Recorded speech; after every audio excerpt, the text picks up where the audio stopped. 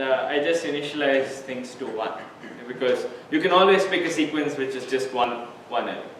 Okay, so I should initialize LIS.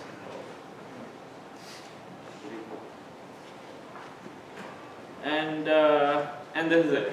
Okay, so this is the whole code.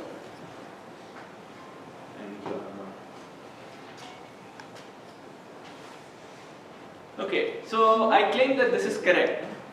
Okay, so we've got to prove this. Okay, so this is the algorithm.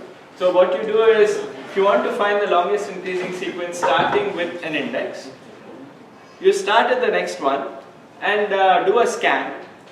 Okay, and you basically want to find some A of j, which is bigger than A of idx, and you want and you just consider the maximum of 1 plus LIS.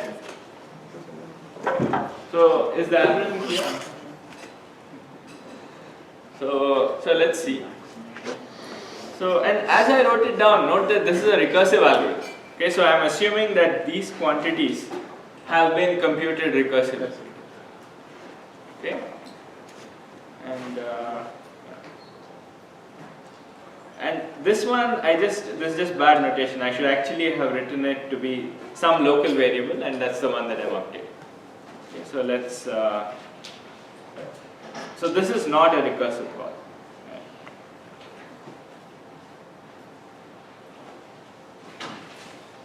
If you want to implement it, you have to think about it. So is the algorithm clear though? Yeah. Why is it 1 plus LIS? Okay. So that's simply because, let's say this is IDX, okay, and I find somebody who is bigger than this, okay, and let's say this is J. This is one candidate J, and this is another candidate J. Right? Now, after this, so I'm trying to build a subsequence, okay, which is in increasing order. Now, the next element I choose after 16, I'm thinking of it as being J. And suppose I pick the next element to be J. The question is, what is the longest sequence that can be from there, right? And that is given by LIS of J. Okay, so the length of that sequence is given by LIS of J, and 1 plus that is the length of the sequence that you built so far. Of this whole thing, which starts at 16.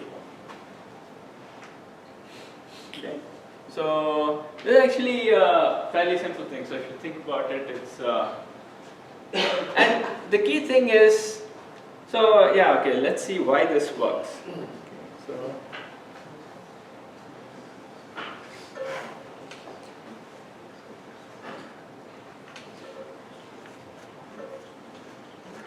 Okay, so we want to say that in principle you actually consider every possible sequence. So why is that? So why does this give you the longest increasing subsequence?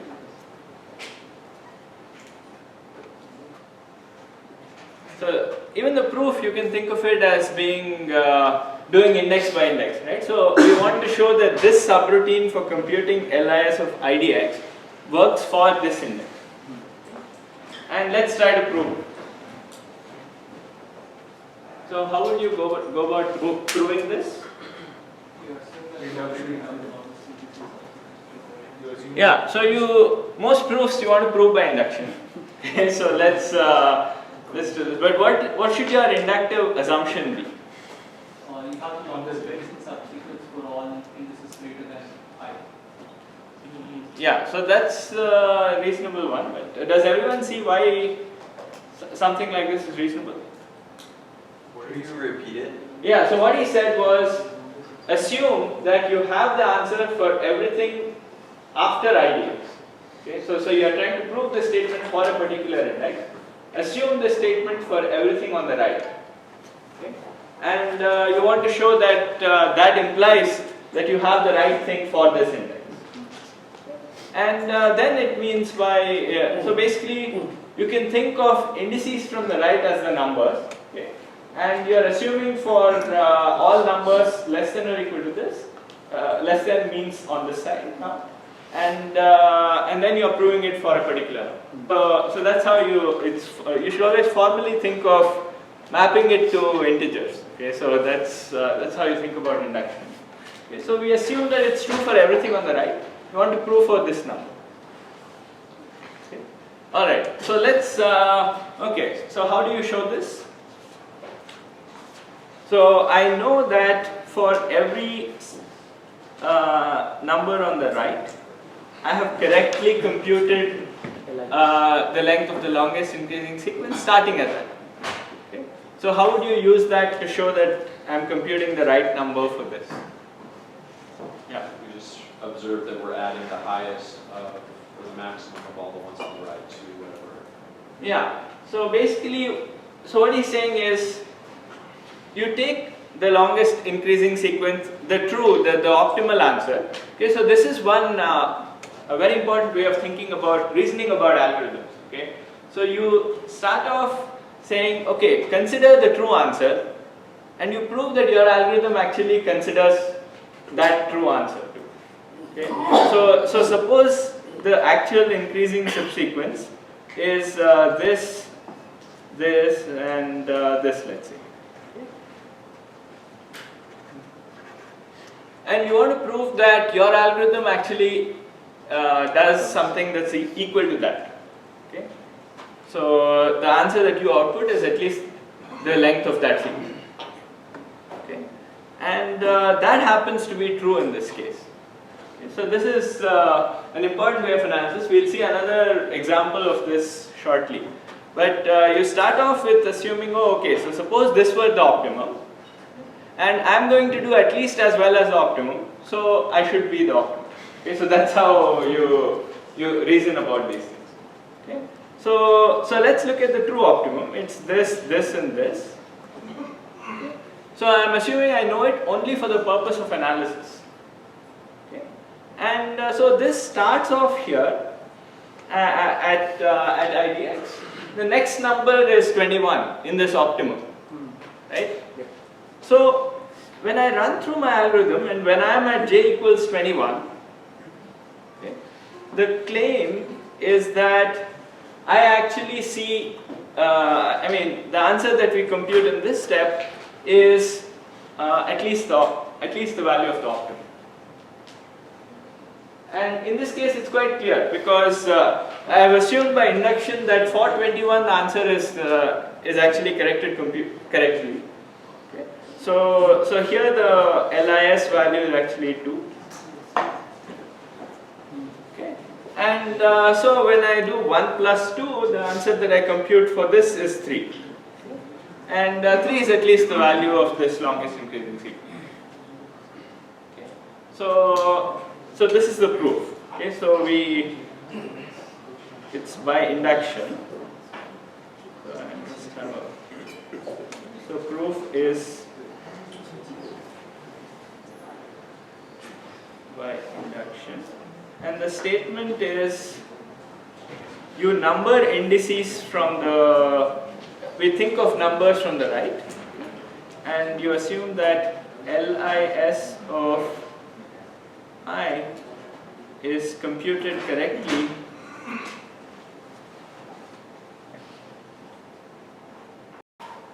LIS of j is computed correctly for all j bigger than IDX. And the base case for this is trivial. What's the base case for this? I'm just trying to write the formal proof so that you get a sense of how to write the formal proof. Okay, so the base case is what? It's the rightmost element, right? So for the rightmost. So base case is easy.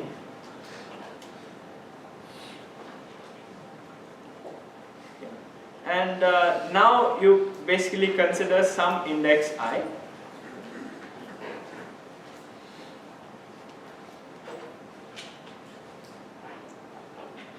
Index I.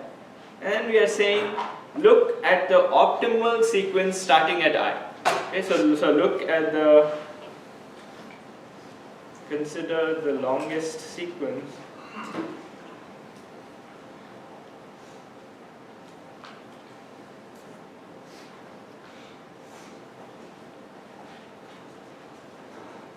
starting at I. Okay, and suppose this is I, J1, J2 up to some JR. Okay, so these are indices. So in this case it's maybe I, 21, 20, and this 32. So J1 is the I plus 1, J2 is I plus 2. So this is the sequence.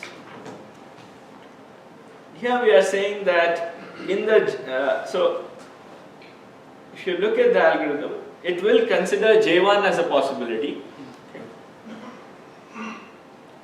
So algorithm will consider J1.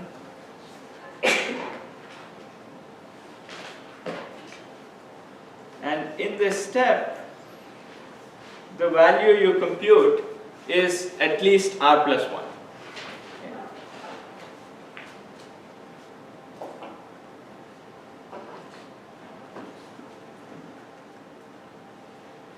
Value computed is bigger than or equal to R plus 1. Okay.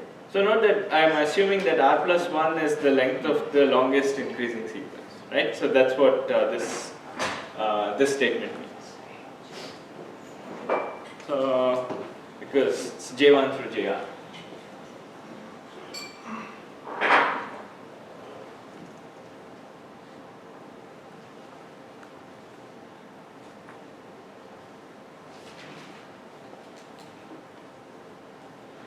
And at this step, the value computed is at least R plus 1. So why is that?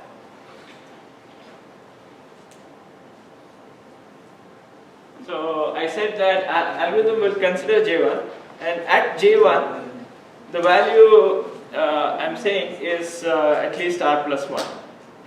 So which means I'm saying that this value will be at least R plus 1. And why is that?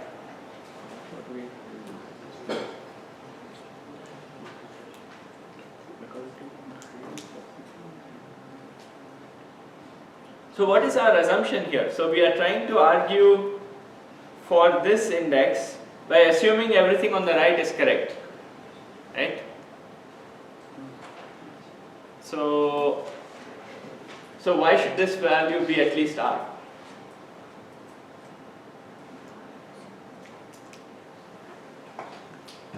Yeah. Just by the inductive hypothesis, Yeah, so by the inductive hypothesis, what it means is the value you computed for J1 is correct. Okay? And what could the value at J1 be? Okay, so if you had a longest, if I, J1, J2 up to JR is an increasing sequence, then J1, J2 up to JR must also be an increasing sequence. Right? So the answer at J1 must be at least R. Okay? So that's essentially the key reason why you can do this in this kind of a recursive way.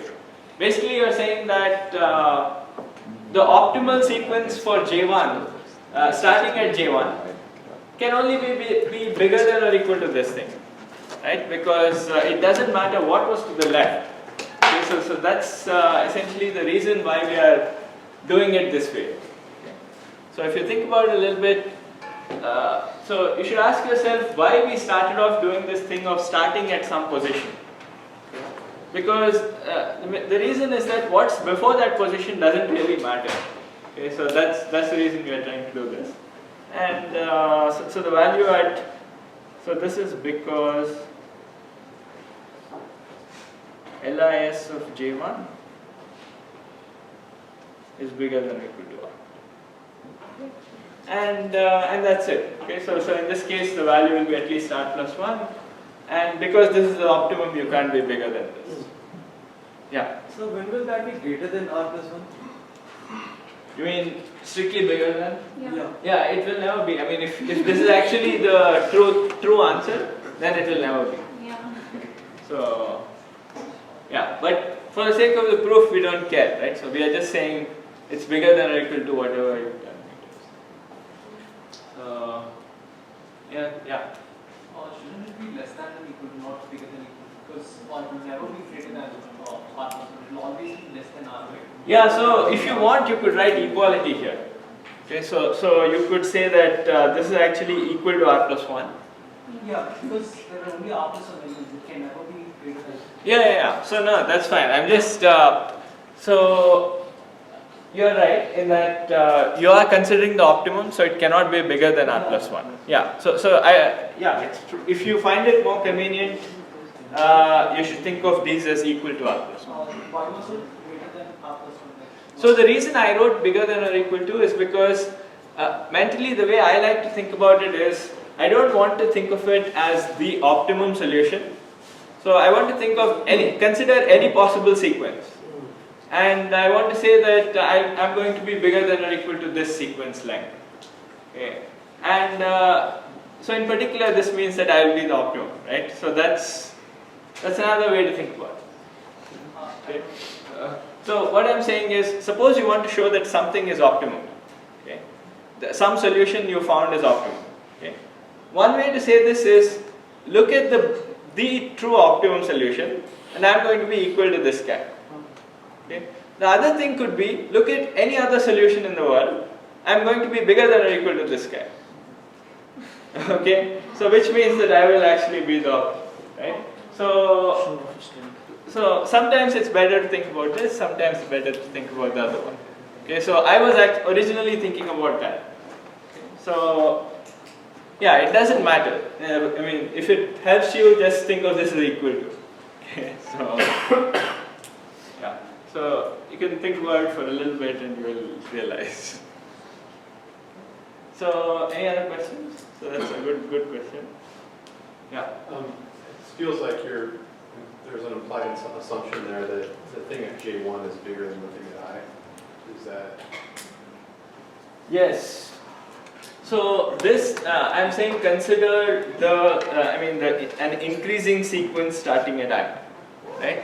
So this basically means that A of I is smaller than A of J1, smaller than A of J2, and so on. So yeah. So in particular, J1 will actually be considered in my algorithm for this reason. So, other question? Is R the... Is R what? No.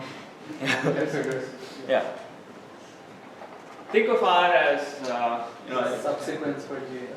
the length of that.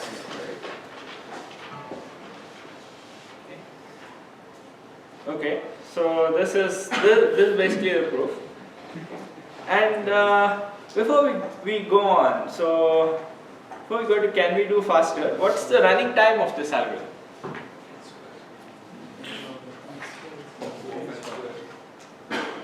Yeah, so as such, I haven't told you, but I guess since we are doing dynamic programming, you already realized that, I'm only using indices on the right, so I don't have to recompute them each time.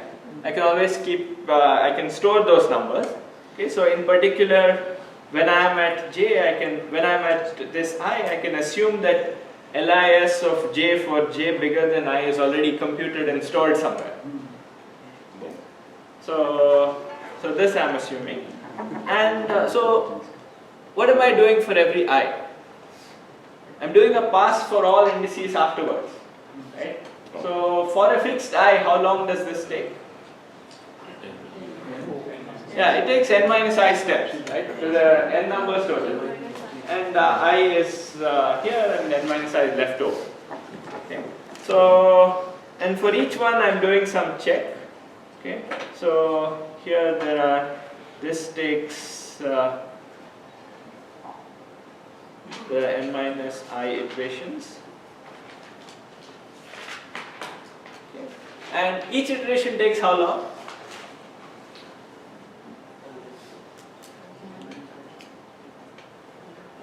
Well, I'm assuming things are stored, right? So I'm saying for each, suppose I fix a j, how long does this operation take? Like these two steps. That's only constant. Okay. So for each index, I have n minus I steps, and each step is a constant. So overall, this whole thing is just a constant. It's just n minus I. And now I've got to add this up over all I. right? Because remember the overall answer was max over I of this quantity. Okay, so I have to compute this for every I. And this is, so you have to sum, so we are looking at total time over I of n minus I. Right, so it's O of this. And what is this?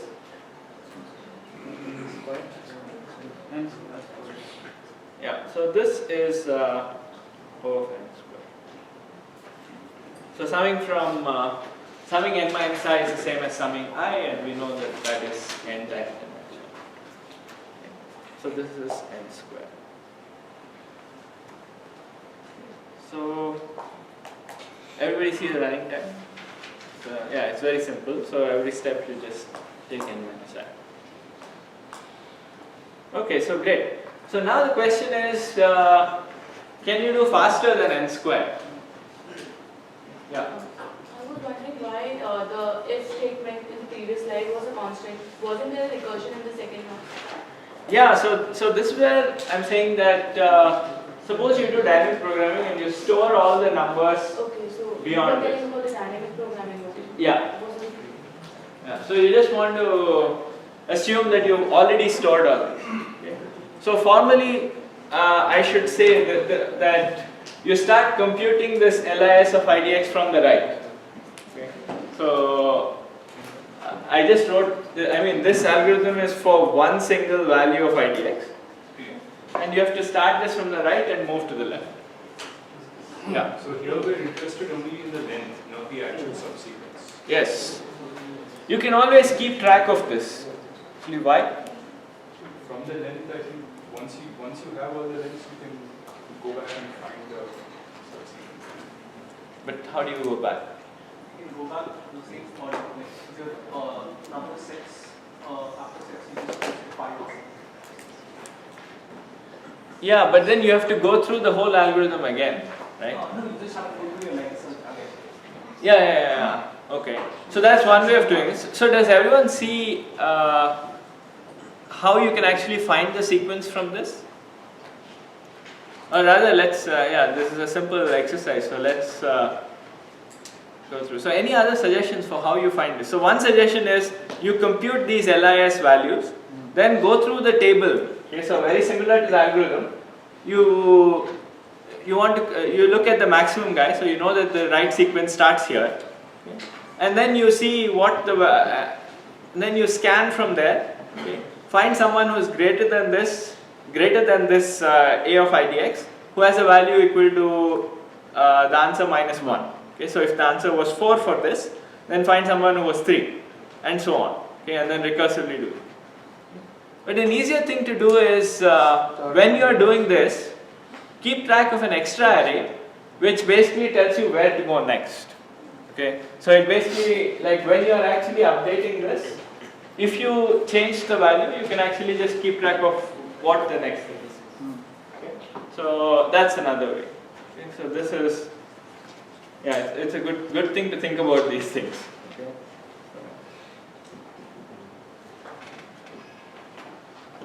All right. Okay, so can we do faster? So any thoughts on how we could, Yeah. So what we want to do is find the number after this one with the greatest LIS, right? The index with the greatest LIS. Firstly, it should be the greatest LIS and it should be bigger than this And it number. should be bigger. Yeah. Okay. So we could have, if we have a sorted list of values Yeah, with the LIS. maximum LISs, then we could do a binary search through that list. But how do you find somebody who is bigger than this? Bigger than our value? The value Well, should they be. could be sorted by the value. Well, they are either sorted by the LIS value or they are sorted by the actual value. Right. So which one do you So want? we sort them by the actual value. Okay, so And- let's say you sort by the actual value, and now you can find this. You can find the, you can do binary search, Yeah. but But we need to find the greatest LIS. But that could be like very much at the end of the sequence, in which case it's Right, trickier, right? So yeah, so this is, so did everyone follow his reasoning? So what his observation was is you need a subroutine for this. Okay, so basically, okay,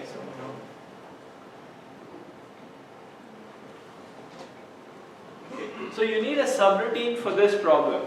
Okay, so basically you have some sub-array. So you have some sub-array like this, which goes till the end.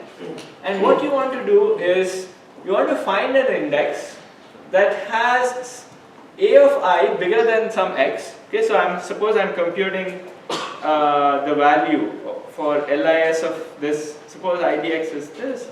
I'm computing LIS of IDX.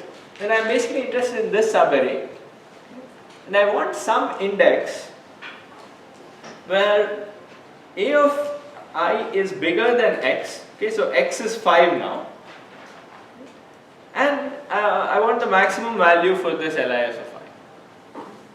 So turns out there's a nice data structure for this. Okay, and this will be part of the homework. So this can be done in time O of log n time. Okay, so finding such index can actually be done in O of log n time. Okay, so we'll see how in the homework. It's not too trivial, but it's not too difficult either. Okay, so it's right for a homework. But that is with the pre-processing time to populate the data structure, everything. So this is, so for those of you who haven't had much of an exposure to data structures, there are two things we care about. Okay, so one is, how long does query time take, and how long does the whole processing time take to build the data structure. Okay. So in this case, what you should think of doing is, the data structure starts off with just the last element, and it keeps adding elements to it. Okay, so it keeps adding from the right. Okay.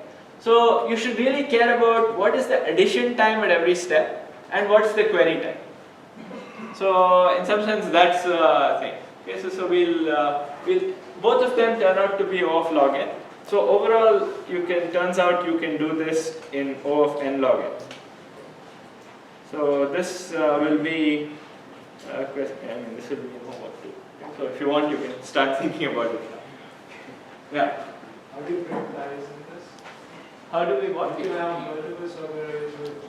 That depends on the definition of the problem. So for now, I am assuming that you just want strictly increasing things.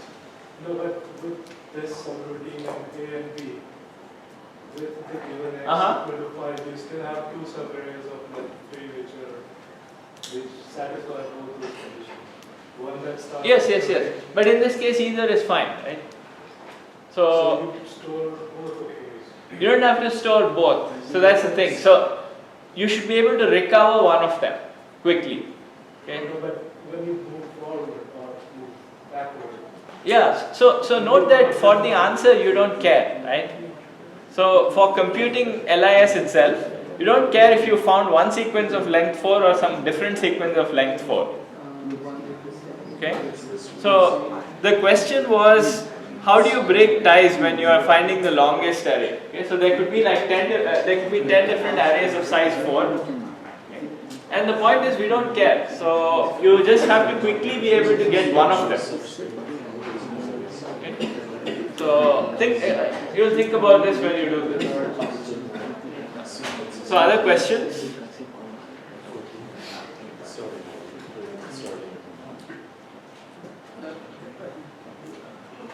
Alright, so let's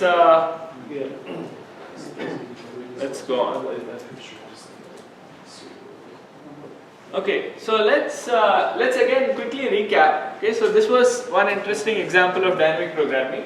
And as I said, the way to think about these things is you essentially think of a recursive approach. Think of storing all the intermediate values. Okay, so that's the easiest way. And initially, I mean, this is often treated as like a special topic in algorithm design, but we do it all the time. Okay, so after a while, you just implicitly start storing values. Okay, because you don't want to recompute them.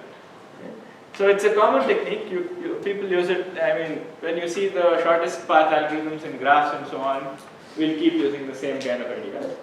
Okay. And one thing to be aware of is memory usage. Okay, and sometimes there are interesting trade-offs.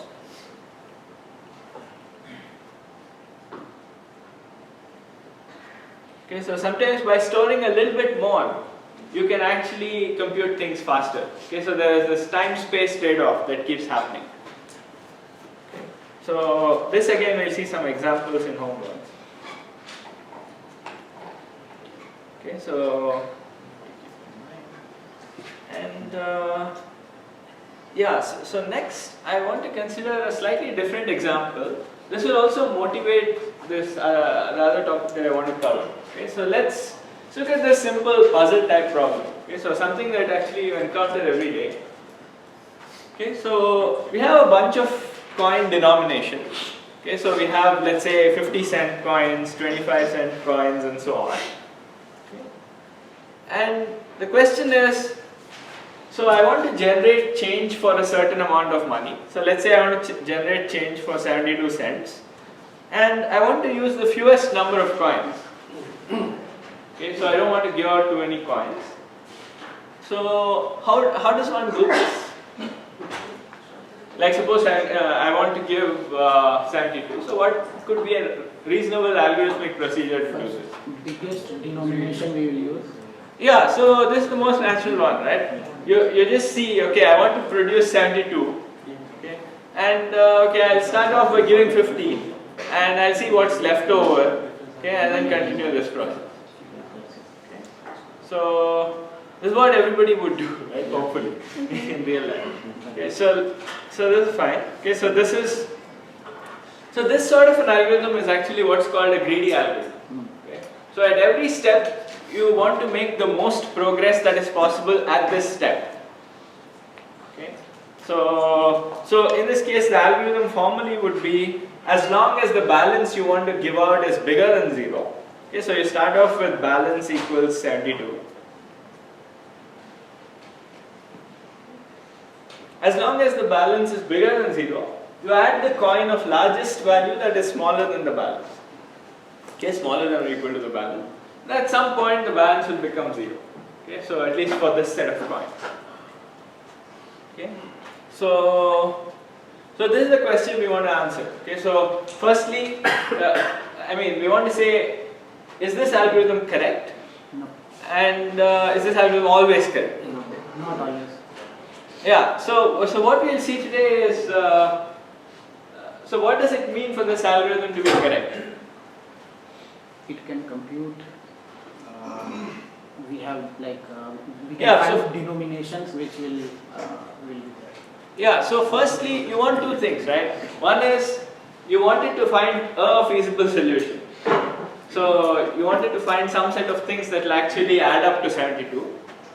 And secondly, you want to find the smallest number of coins. Okay, because that was our problem. You want to find the smallest number of coins that add up to 72.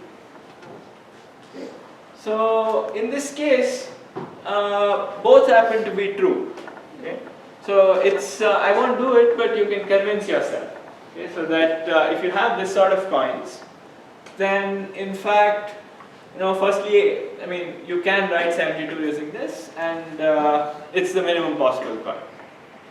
And this is true not just for 72, this is true for any number. Okay, so that's a little bit trickier to prove, but you can also convince yourself that that is true. Okay. All right. So this is good. But so as he was suggesting, so we can ask, is this always correct? Okay. So in the sense that if I didn't have these denominations, suppose I had a different set, okay, would this sort of a greedy algorithm always find the right answer? Okay, would it always give the smallest possible? So we'll see simple. Yeah. So the answer is no. And the way you do it is, so one easy counterexample is just add one extra coin. Okay, so suppose you had 50, 25, and along with that you had a 20-cent coin. Okay. So if you had this sort of coins, then I claim that this algorithm is not always correct. Okay. So when I was a kid in India, we had all these denominations, and at some point they got rid of 20. Now you know why. So, yeah, we really care about greedy algorithm being the right answer, right? So, okay, so why is this? So I guess many of you have guessed that the answer is no. Okay, so can you give an example of some? Yeah, 40 cents? yeah, 40 cents turns out to be the smallest example. So yeah, so suppose I want to generate 40 cents.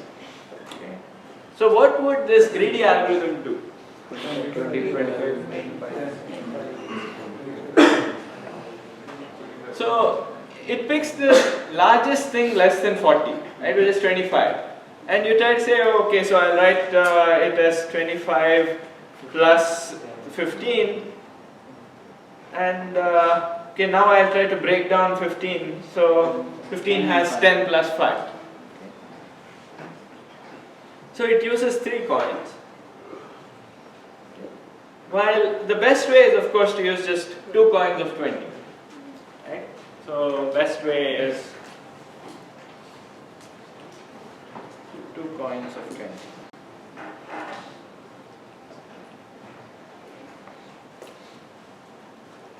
Okay. So this is so this is clearly a bad example. Okay. So how do we do this? So suppose I give you some coin denominations. How do we actually solve this problem efficiently?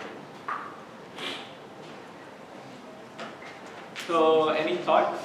Like suppose I give you a bunch of coin denominations, instead of, they could be more complicated than this, right? So they could be like 8, 3, 15, 2, 1 or something like this. Okay? And then I give you a new number, I tell you to break it up using the fewest number of coins. Okay? So these are coin denominations. Let's say I make it even more complicated. Okay, so something like this, and I want you to find, given I don't know, 150 or something, I want you to find the smallest number of coins that you can use. Okay, so how would you do this? Modular. Sorry? Modular division. What does that mean? So suppose 18 if you take 50 by 18, the remainder next to it. Okay, yeah. So you could try to do some kind of a greedy, that's essentially a greedy algorithm, right? So what you're saying is, try to start off using a bunch of 18s, okay?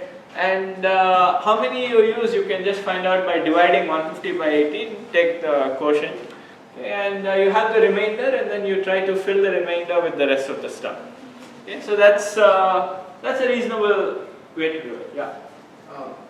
If the number is factorizable, can we factorize, find the factors and can find the highest factors and see if we have the same ones? Yeah, so that you could do too. That also sometimes works. Like if you are lucky and you could factorize, if you had 180, okay, then there's no way you can do better than 18 times 10, right? So, but you know, in general, this is not always true. Like if you had I don't know, 40, let's say, it's 8 times 5, but presumably you can write it with 20. Okay, I don't know in this specific example, but presumably you can write it using fewer than 5 coins. Okay. So let's not take 40, let's take 80. Okay, it's 8 times 10. But I could write 80 as 72 plus 8, right? So that's a better way of decomposing. Okay. So anyway, so that algorithm, you can try to find counterexamples for this. But the algorithm would not work for any prime number at all. For any prime number, the algorithm will. yes, so right, so you start getting into these kind of numerical issues, right, like factorizing and so on, which are themselves hard problems. Okay, so you don't want to get into that. Okay, so what's more? So suppose I tell you, okay, so come up with a recursive algorithm for this. Okay, and so I want to factorize 150. Okay, so what is a simple principled way of doing this?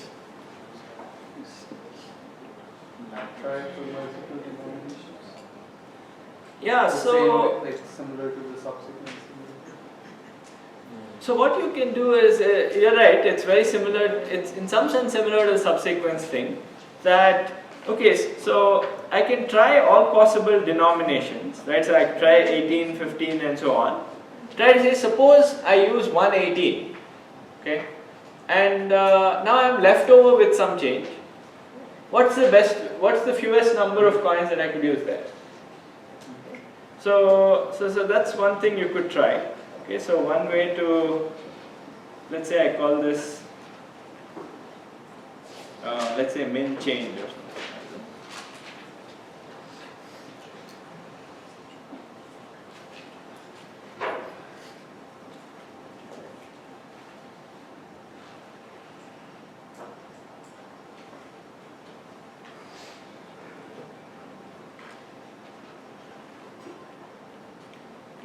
So I could say that one way of decomposing is minimum of these quantities, right? So it's 1 plus min change of 150 minus 18. So here I'm saying I'll use 180 and whatever the answer is for min change of 150 minus 18. Okay, and so this is one. And then you could also have 1 plus min change of 150 minus 15, okay, and so on. Okay, so here you have it for all possible things. Okay, so minus 8, minus 3, 2, and 1.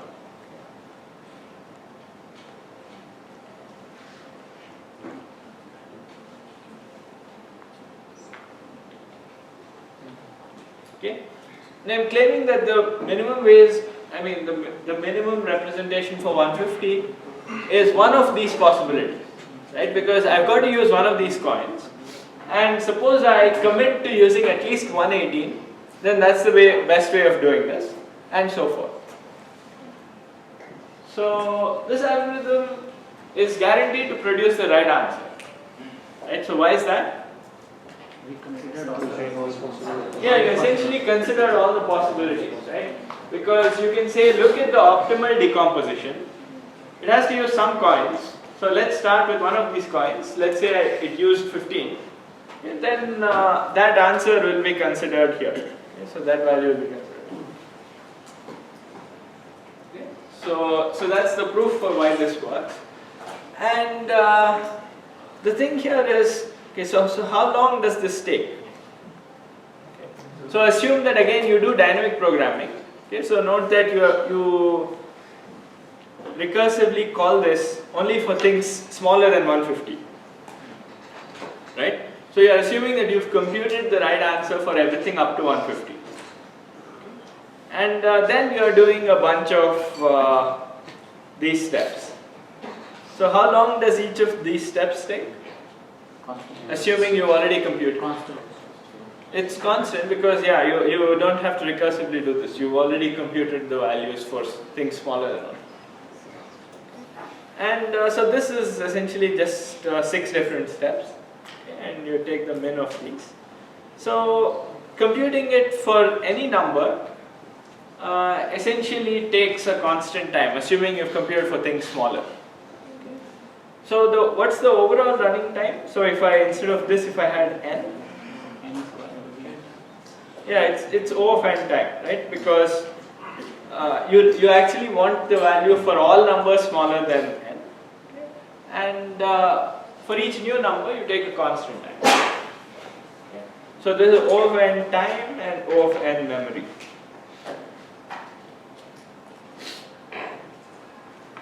Okay. So yeah, so if you don't see this immediately, just spend a little bit of time and you should be able to see this. But it seems a bit wasteful, right? What if n is huge? Okay, so if n is 1500, presumably you don't want to make change for 1500 using these small denominations, but if you had to, then this seems inefficient, right? So turns out there are ways of doing this, but we won't go into this much in this class. So there are actually ways similar to what you guys have been suggesting. So we'll not go into that. But for now, let's just observe that in this time and this space, you can actually solve this problem. So, any questions on this?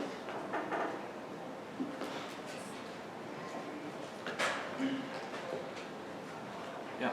Why don't we consider the number of potential coins when considering complexity? Because if there are 10,000 coins, then wouldn't that factor into the complexity?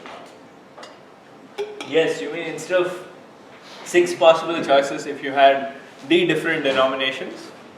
You're right. So this algorithm basically takes n times d time. Okay, so if you have d denomination,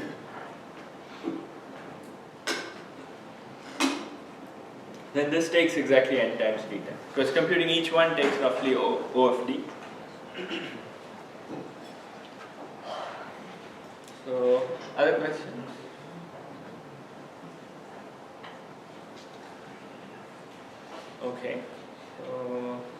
Okay, so this is fine. Okay, so in this case we saw that greedy doesn't work, but there is a dynamic programming approach that works.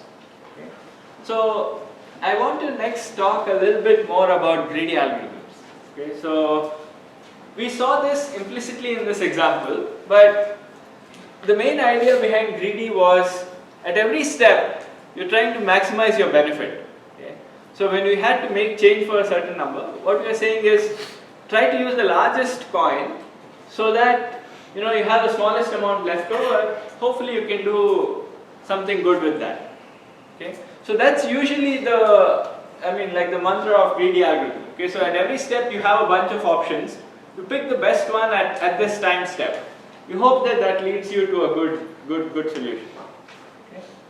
So as with most greedy things, it almost never works. Okay, so for many problems, you might want to not use the best possible thing now, but you might want to I forget what this is called. This is one of these psychology principles, right? Some delayed reward kind of thing. Okay, so greedy turns out that almost never is optimal. Okay, but it's often a very good baseline. So when you're thinking of an algorithm for a new problem, you want to make decisions at every time step, you should think about greedy because even if it doesn't work, it tells you why the problem is difficult.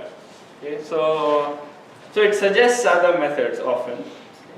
So it's useful, okay. And it sometimes almost works. Okay, so we'll see what that means in a bit. Okay, but sometimes, it doesn't give you the optimal solution. It could give you something close to the optimal. Okay, so we'll see an example of that in a bit. And the other reason people use greedy is it's very easy to implement. Right? Like in the previous example, you didn't have to do any serious computation. You just see, you can even just if you had a bigger number, you could just divide 150 by 18 and by 18, and then you could just work with the remainder and so on. Okay, so greedy is extremely fast usually. Okay, so it has enough motivation to at least encourage studying. So let's look at greedy algorithms. So I'm going to give an example of this case. Okay, so I'm going to show that sometimes you won't find the right solution, but you can still guarantee that you find something that's close to the true solution. Okay, and this is a good thing to keep in mind because you want to know how to show these things. Okay, so let's see. Okay, so we'll consider this problem. So all of you are going to do a project. So it's quite relevant. Okay, so suppose I wanted to pair up a bunch of students. So you have a bunch of students in a class, and they are all doing some kind of 2-people projects. And suppose you want to pair them up, form these pairs. Okay. The natural question is, how do you do this, right? You don't want to pair 2 enemies together and so forth. Okay, so this is a common problem. Okay. So a reasonable way for doing this is every person talks to others, okay, and they give out a list of acceptable partners. Okay, so they say, okay, fine, I'm okay being paired with these guys. And let's assume for now that this is mutual. Okay, so it's people accept other. Okay, so assume that there is symmetry. Okay, so what this means for I guess for everyone who knows is you have an undirected graph. Okay, and let's say the vertices are the people. Okay, so the students in the class are A, B, C, D, E, F. And the edges, okay, so which is, ignore the colors for now, so the colors, I just think of them as regular edges. An edge is present between B and D if B and D form an acceptable partnering. Okay, so any set of information like this, you can think of it as simply a graph. Okay. And now what you want to find is a collection of edges, okay, which if you want to do a pairing of all the vertices, then you want to find a collection of edges that cover all the nodes of the graph, right? So that's the problem.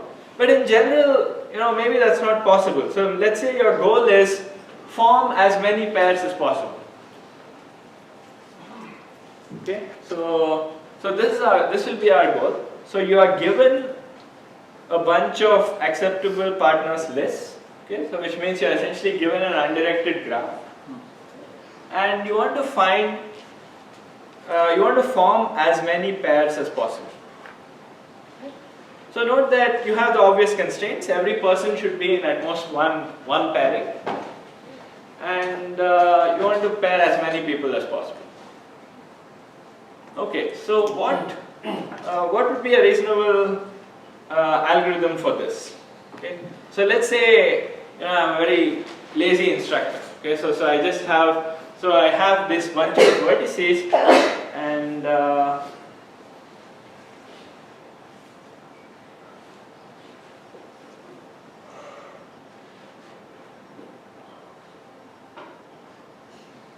right. So this is the, so these are the acceptable pairs that you are allowed. Okay, so what could I do, right? So I could say, okay, fine, I'm not going to think about this much. I'll just start off with pick an arbitrary pairing. So let's say I picked this guy. And now I know that, okay, so this guy can't be paired with anyone anymore, and neither can this one.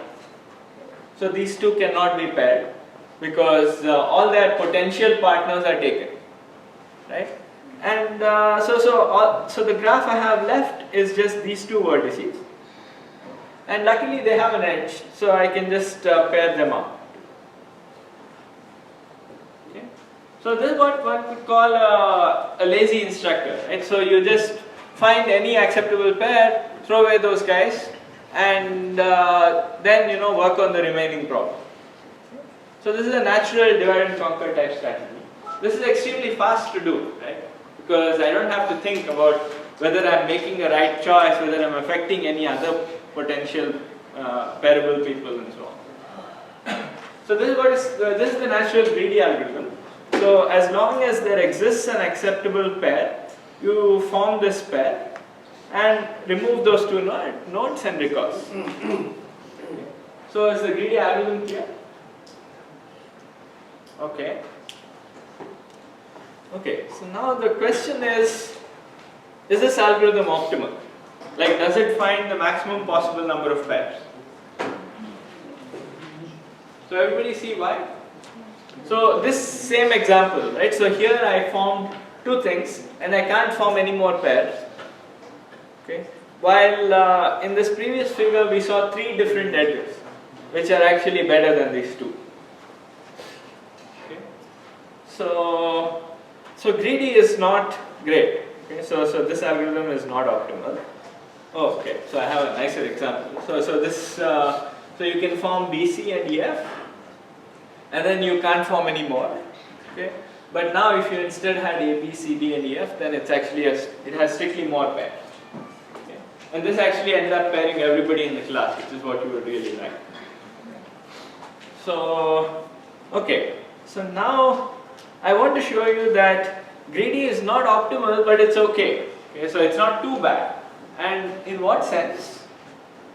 So I want to show that the greedy algorithm produces at least half the maximum possible number of pairs. Okay? So what this means is, suppose you have a very complicated algorithm that produces some, that pairs up, I don't know, n people, okay, or k people. Then I'm saying that this very simple greedy algorithm pairs up at least k by 2. Okay? Or the number of pairs you form is at least half the maximum total, maximum possible. Okay? So is this the statement of the theorem clear? So this is an example of what is called an approximation algorithm. Okay, so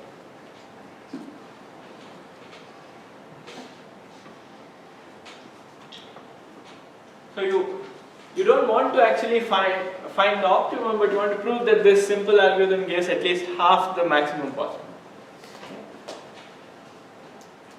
And we are going to prove this similar to how I was saying before. Okay, so I want to show that this algorithm produces a solution. I want to show that it's at least as half as good as the optimal solution. Okay. The way I'm going to do it is consider any possible solution, show that this is at least half as good as that. Okay. And this means that it's at least half as good as the optimum. Or alternately, I could start with the optimum and show that you are at least half as good. Okay, so let's do one of these. Okay, so let's do two things. So let's.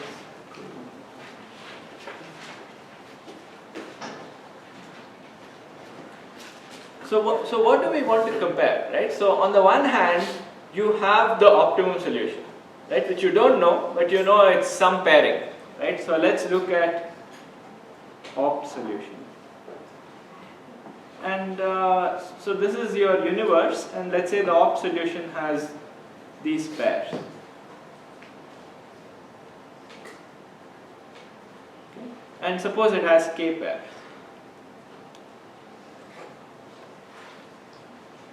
And now you have your greedy solution, right? And this could be, you paired some of these guys, you had maybe one solution of the optimum and you had one other, then maybe you're stuck. Okay. So this is your greedy solution.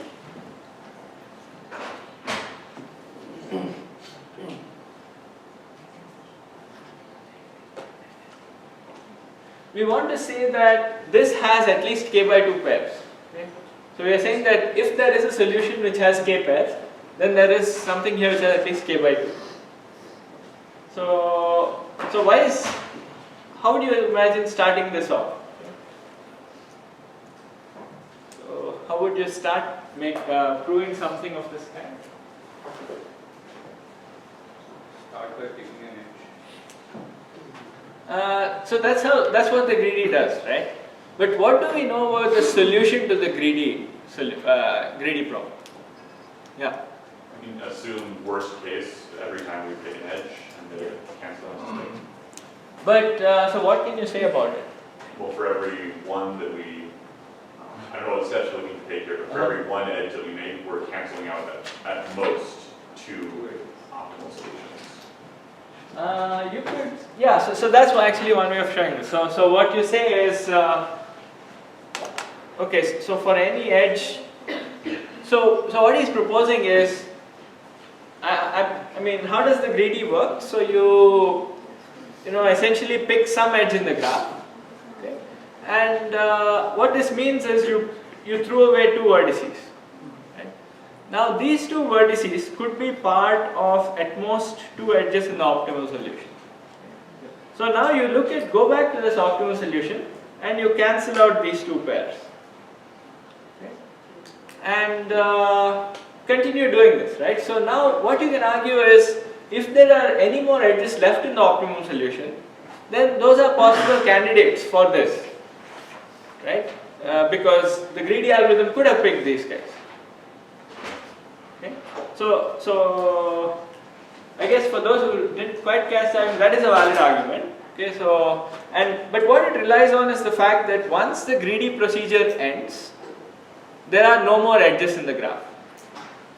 Because even if there is one edge, you can pick that and recurse, right? So this is one important observation about greedy.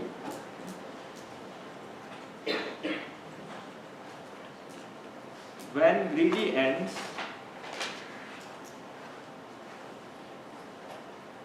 graph has no more edges.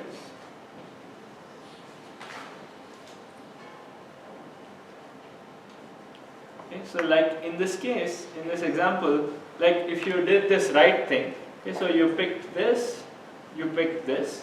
So the graph left is just, it has A, it has D, which are basically left out and they don't have any more edges, right?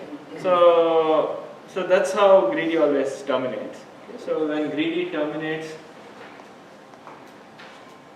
the graph has no more edges.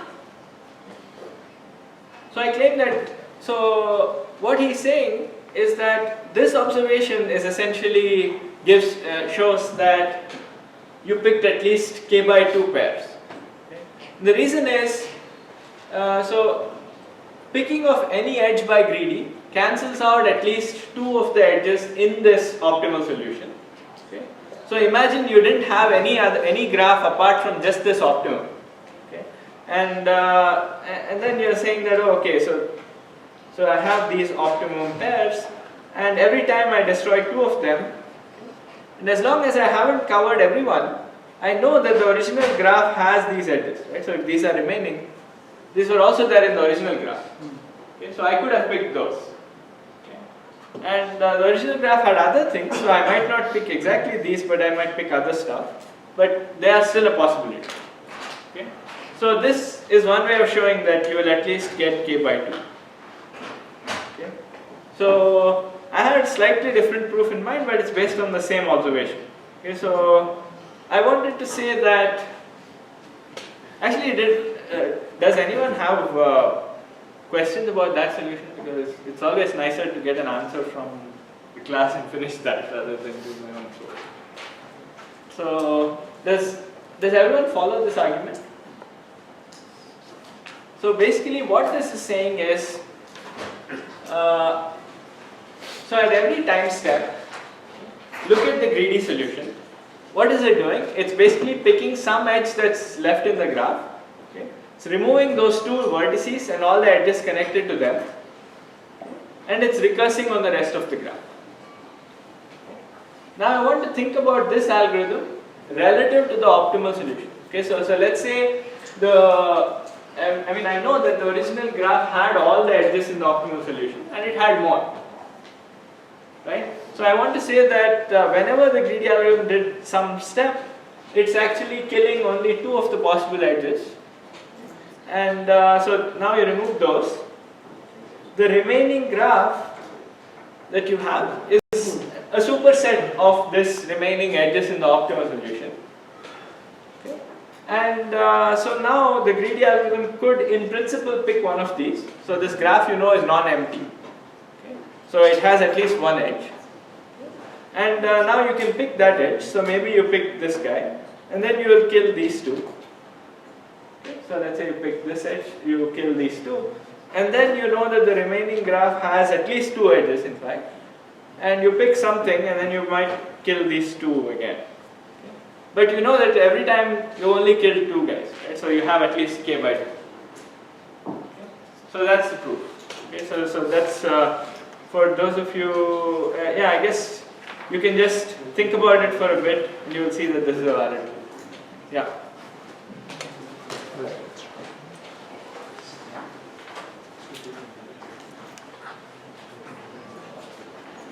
What are these? Okay.